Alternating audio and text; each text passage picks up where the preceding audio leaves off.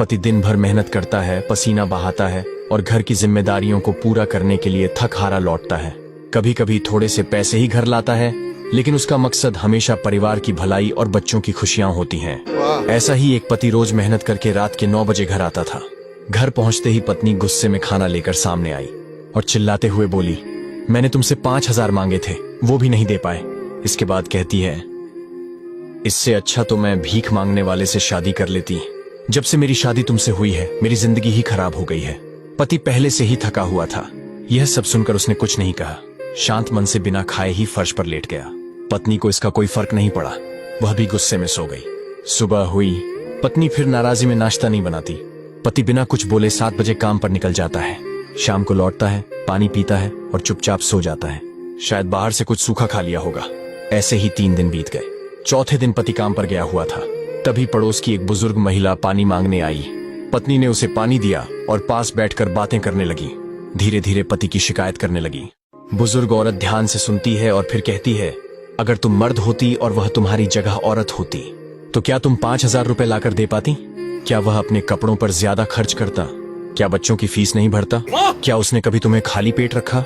पत्नी की आंखें भर आईं। धीरे स्वर में बोली, क्या बात? नहीं, वह तो अपने कपड़े भी सालों तक नहीं लेता, हमेशा मेरे और बच्चों के लिए पैसे जोड़ता है। बुजुर्ग औरत बोली, तो वह दोषी नहीं है, वह तुम्हारे लिए वरदान है बेटी।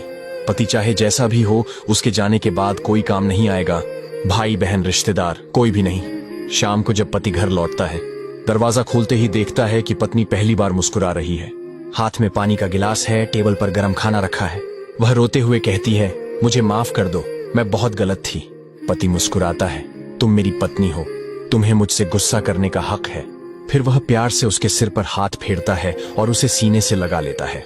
दोनों साथ बैठकर खाना खाते हैं और रात उनके रिश्ते के लिए नई शुरुआत बन जाती है। समाज में बहुत सी पत्नियां अपने पति का दर्द नहीं समझती। पति जो हर दिन पसीना बहाता है, कभी बच्चों की फीस के लिए, कभी घर के खर्च के लिए, वही पति 100-200 रुपए बचाने के लिए खुद भूखा सो जाता है। लेकिन अफसोस, कई बार उसे समझने वाला कोई नहीं होता। आइडल्स कॉमेडी दिल से गुजारिश करता है, अगर घर में प्यार और समझ बनी रहे तो छोटी छोटी बातें बड़े झगड़ों में नहीं बदलती। पति पत्नी अगर एक दूसरे का दर्द समझें और सम्मान करें तो हर घर में खुशियां लौट आएंगी।